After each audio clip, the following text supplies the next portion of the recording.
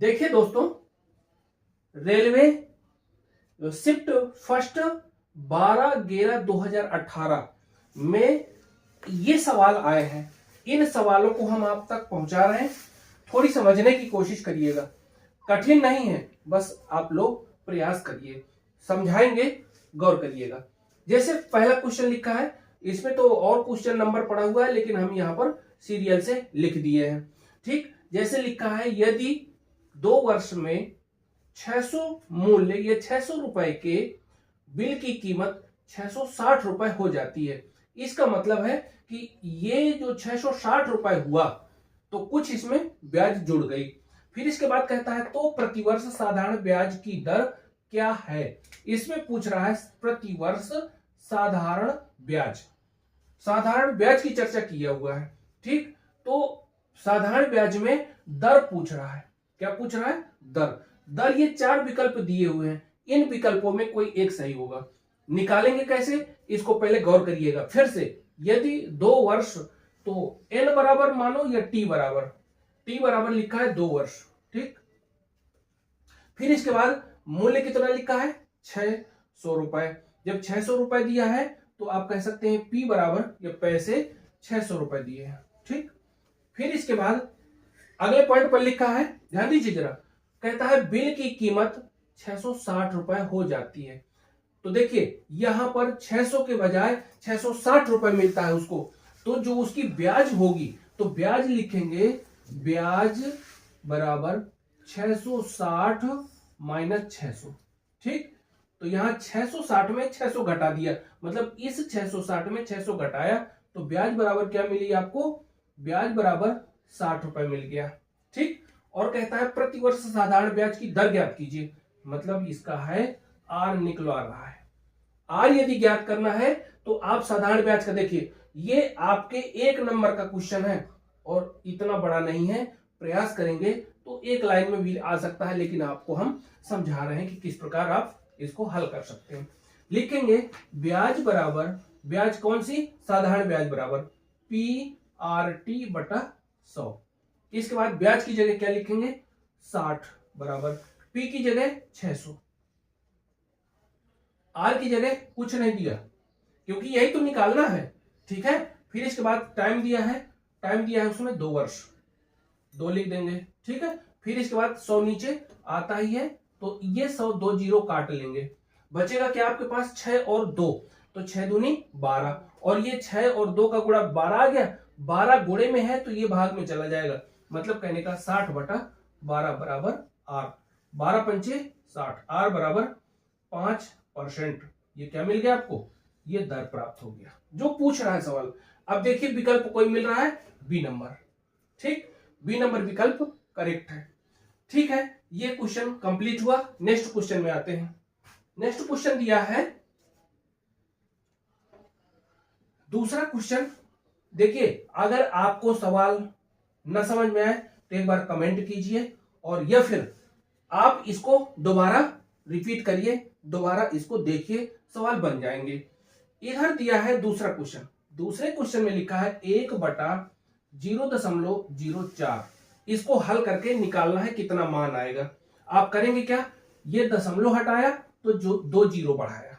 ठीक है, दशमलव के जब दशमलव के पहले जीरो था उसका कोई मतलब नहीं, दशमलव के बाद था तो उनको गिन के ऊपर 2 जीरो चढ़ा दिया, क्योंकि 2 अंक के बाद दशमलव लगा हुआ था।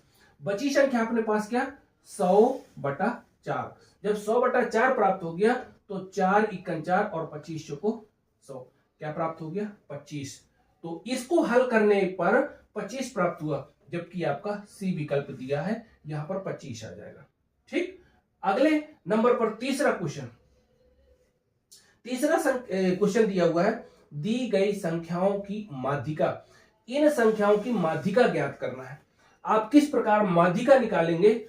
आप पहली बात, सूत्र की कोई जरूरत नहीं है, फिलहाल पहले इसको आरोही या अवरोही क्रम में लिख लो, छोटे से बड़े में लिख लो या बड़े से छोटे में लिख लीजिए। जैसे संख्याएं इधर व्यवस्थित है, तो ये देखिए कि छोटा कौन सबसे दिया हुआ है? सबसे छोटा 16 है, लिख दिया 16। ठीक, इसके बाद इससे बड़ी संख्या कौन सी दी हुई है? इससे बड़ी 19 दी है, लिख दोगे 19। ठीक है, फिर इसके बाद आगे चलते हैं। तो इससे बड़ी संख्या ये 23 लिखी हुई है, यहां पर लिख दो 23।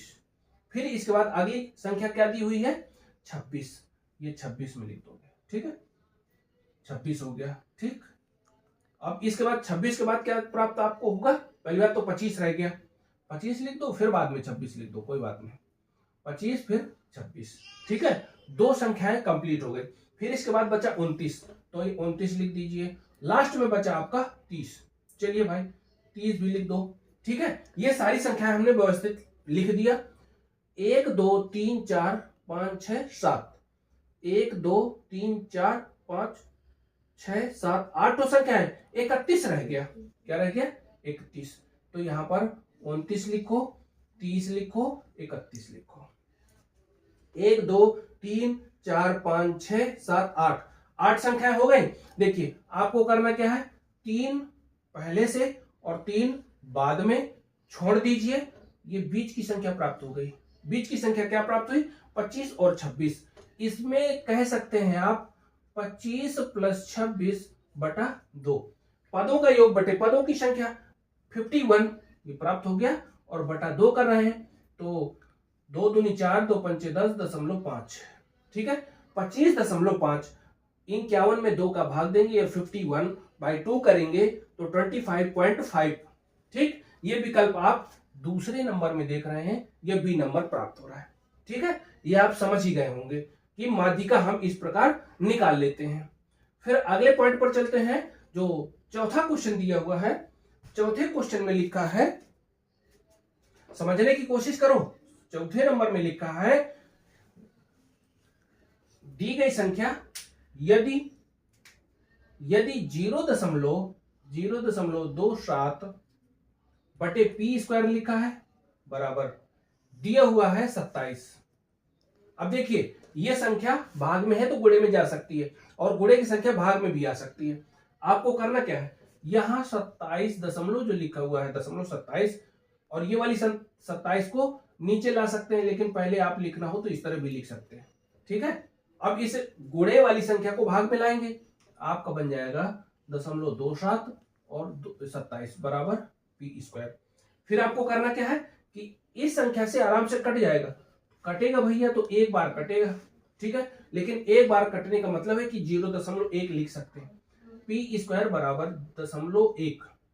ठीक है, यदि घात 2 लगी है तो हम इसको किस प्रकार लिख सकते हैं, पी स्क्वायर बराबर 0.1 गुणे 0.1। यदि 2 बार गुणा करवाएंगे तो इस प्रकार दशमलव लग सकता है। ठीक है, यह 2 अंक के बाद दशमलव आएगा ही आएगा। आप लिख सकते हैं पी स्क्वायर बराबर 0.01।